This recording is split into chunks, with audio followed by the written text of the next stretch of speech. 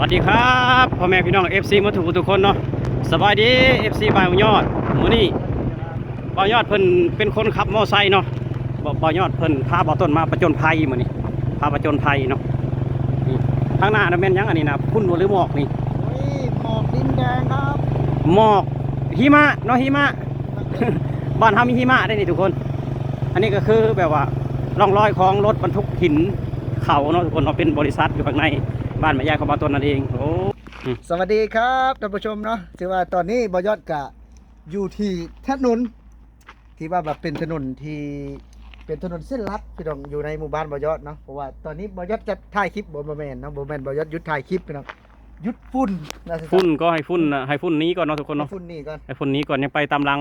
รถ18ล้อสวัสดีครับพ่อแม่พี่น้อง FC มาทุกคนเนาะสบายดี FC บ่าวยอดมื้อนี้บ่าวยอดเพิ่นเป็นคนขับมอไซค์เนาะบ่าวยอดเพิ่นพาบ่าวต้นมาประจนภัยมื้อนี้พาประจนภัยเนาะนี่ข้างหน้าน่ะแม่นหยังอันนี้นะพุ่นหรือหมอกนี่หมอกดินแดงครับหมอกหิมะเนาะหิมะ บ้านเฮามีหิมะได้นี่ทุกคน อันนี้ก็คือแบบว่าร่องรอยของรถบรรทุกหินเขาเนาะทุกคนเราเป็นบริษัทอยู่ข้างในบ้านแม่ยายของบ่าวต้นนั่นเองโอ้ทุกคนดูถึงขาวๆพวกพี่น้องขาวๆนี่แหละ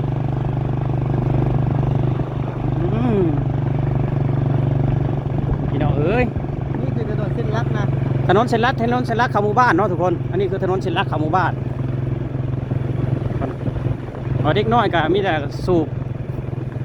ฝุ่นนี่แหละเข้าปากเข้าคอพี่น้องเอ้ยบ่ฮู้ว่ามีฝุ่น PM2.5 นะPM 2.5แต่ว่าถนนบ้านเพิ่นมันมีฝุ่นมันก็อีกแบบนึงเนาะอันนี้คือฝุ่นดินแดงกับ PM 2.5ก็มีอยู่แล้วนี่ทุกคนโอ้บ่แม่นบ่ฝุ่น PM2.5 บ่แม่นกล้องบ่ต้นมั่วได้ทุกคนอันนี้นะบ่แม่นกล้องบ่ต้นมั่วได้อันตัวจริงเสียงจริงเลยแหละนี่พี่น้องเอ้ยโอ้จอดก่อนนะจอดก่อนอาจารย์บ่ไหวเนาะบ่ไหวอ๋อพี่น้องเอ้ยพวกจอดกันไปนะตอนนี้บ่าวต้นกับบ่าวยอดได้ชะลอรถไว้ก่อนเนาะสะลอไว้ก่อนทุกคนทางหน้าของบ่าวต้นก็เป็นเสาไฟฟ้าสายส่งไฟฟ้าแรงสูงข้ามไปนครพนมนั่นเองทุกคนเนาะ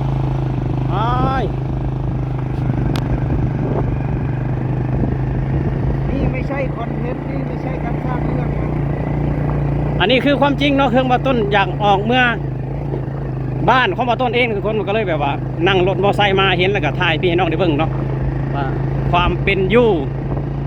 วิถีชีวิตถนนหนทางเนาะมีฝุ่นบ่บางทีพี่น้องไทยเพิ่นถามเนาะอันนี้แหละคือพี่น้องสิ่งที่บ่าวต้นได้ถ่ายพี่น้องได้เห็นถนนก็เป็นโอ้โหโอ้โหโอ้โหคนละคน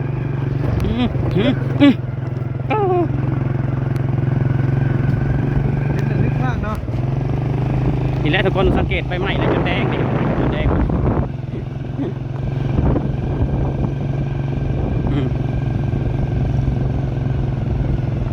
คือว่ารถ18ล้อนะทุกคนขนทั้งวันเนาะขนทั้งวัน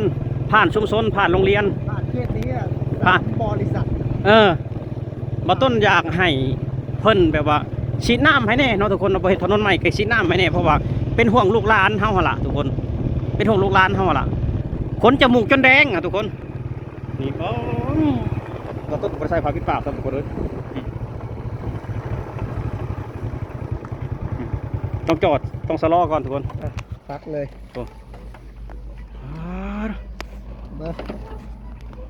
ไปนี่นะบ่หายใจพืชบ่บัดนี้เป็นยังไงสวัสดีครับท่านผู้ชมเนาะถือว่าตอนนี้บอยอดกะอยู่ที่ถนนที่ว่าแบบเป็นถนนที่เป็นถนนเส้นลัดพี่น้องอยู่ในหมู่บ้านบอยอดเนาะเพราะว่าตอนนี้บอยอดจะถ่ายคลิปบ่แม่นเนาะบ่แม่นบอยอดหยุดถ่ายคลิปพี่น้องหยุดฝุ่นนะฝุ่นก็ให้ฝุ่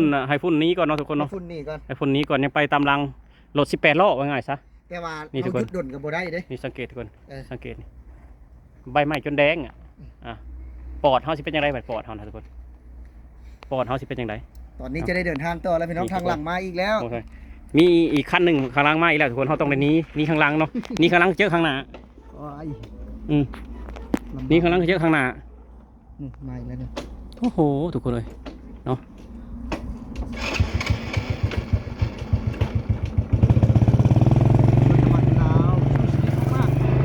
นี่ เดินทางต่อท่านผู้ชม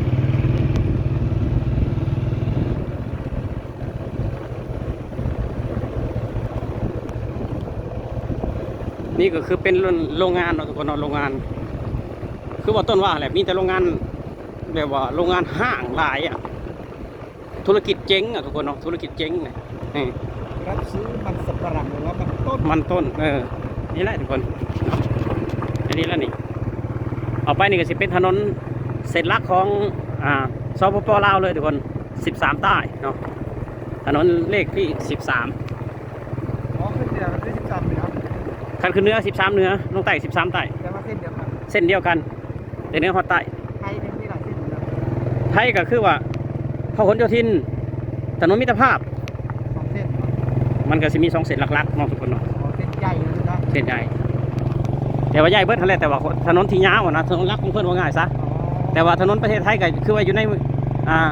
อำเภอหรือว่าอยู่ในเทศบาลจังหวัดก็ใหญ่ทุกคนเบิ่งทุกคนเบิ่งถนนจะเป็นล้อเป็น ร้อยฝุ่นดินแดงทุกคนนี่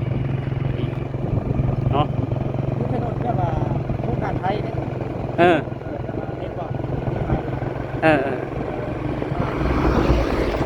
ตั้งแต่บางยอดเกิดมาเนี่ยเพิ่งเห็นไหลทาง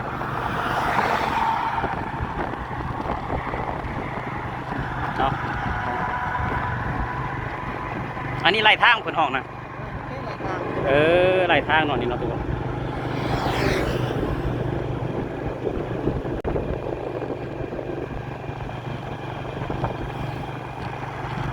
ถนนที่ดีที่สุดเนาะ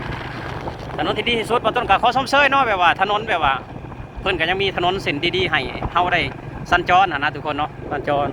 อันนี้ก็ถนนเส้นนี้ก็สร้างมาบ่ยังบ่ฮอด2 ปีเทื่อทุกคน ยังไม่ถึง2 ปีครับผม แต่ว่ารถบรรทุกแล่นรถบรรทุกแบบว่าผ่านเส้นนี้โอ้รถบรรทุกหนักๆทุกคนก็เส้นทางมันก็บ่อยากทนปานใดเนาะนี่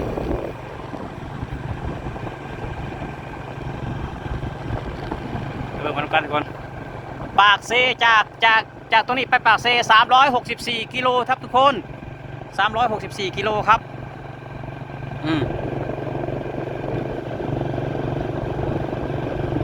แถวนี้ก็ยังบ่มีไฟเยืองทางเนาะบ่มีเนาะไฟเยืองทางบ่มีเนาะถ้าว่าใกล้อยู่แถว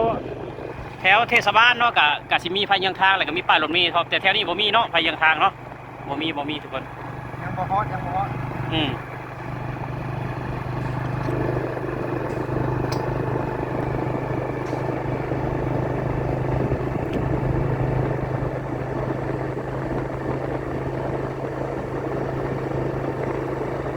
นี่ครับ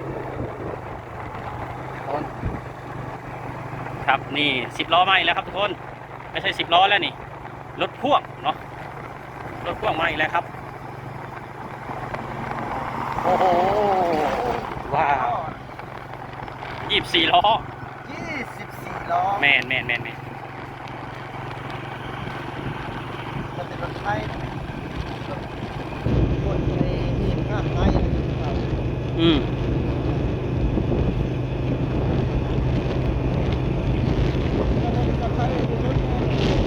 คือว่ากระเป๋าจนแดงทุกคนเลยกระเป๋าสะพายแดงหมดเลยตอนนี้นะนี่ทุกคน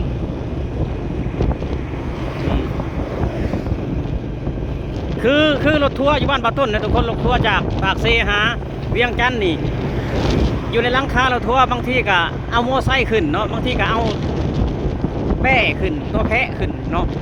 บ่คืออยู่ประเทศไทยหรือประเทศไทยคือว่ารับแต่คนกับสัมภาระเนาะแต่ว่าอยู่ในบ้านปาต้นก็คือเอาโมอไซค์ขึ้นพร้อมหลังคาเนาะสวรรณเขตบ้านปาต้น361ทุกคน361สวรรค์สารวัตรบ่แม่นสวรรณเขตสารวัตรเนาะ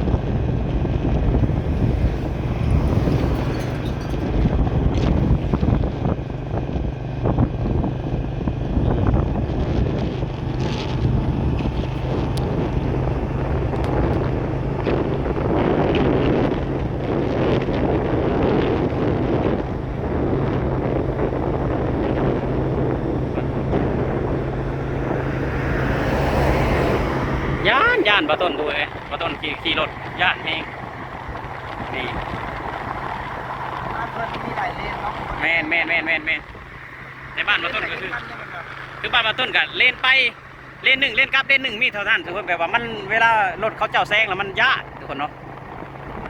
วันนี้คือเรื่องเพิ่นนี่มีแบบนั้น บ้านเพิ่นนี่เทื่อไปซองก็มีมาซองเทื่อไปสี่มาสี่ไหนเพื่อรถซ่ารถไว้เขาจะยังถ้าสมมติรถไว้เขาก็ชิดซ้ายแม่นบ่ล่ะแซ่ซ้ายรถซ่ารถไว้เพิ่นก็แซงขวาจังซี่นะแบบนี้ได้ถนนบ้านเพิ่นค่ะอย่างน้อยๆเนาะถนนแบบว่าอยู่ในอำเภอของเพิ่นอย่างน้อยๆต้องมี4เลนน่ะไป2มา2คือว่าถนนแบบว่าบ่ดีสุดอันนี้เนาะนี่รถไทยอันนี้เนาะคนละคนอ่านบ่ถูกเนาะอ่านบ่ออกว่าคนลาวอ่านเอารถพ่อวงที่จริงมันบ่แม่นรถพ่อวงรถพ่วง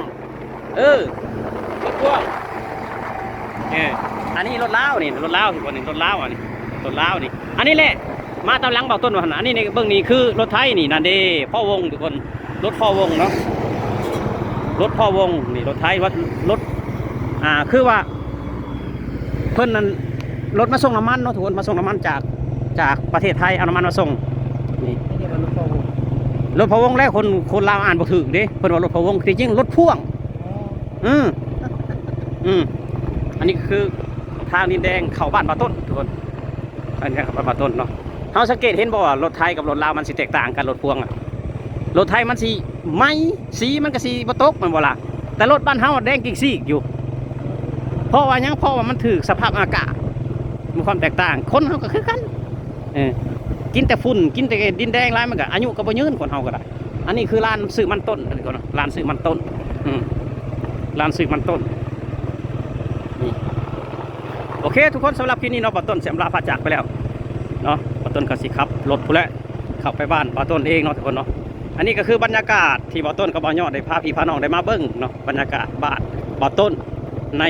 เดือน4ก็สิมีฝุ่นมีละอองมีดินแดงถ้ายามฝนก็สิมีโคลนมีบัวเนาะทุกคนสำหรับคลิปนี้ป่าต้นเขากล่าวคำว่าสวัสดีครับผม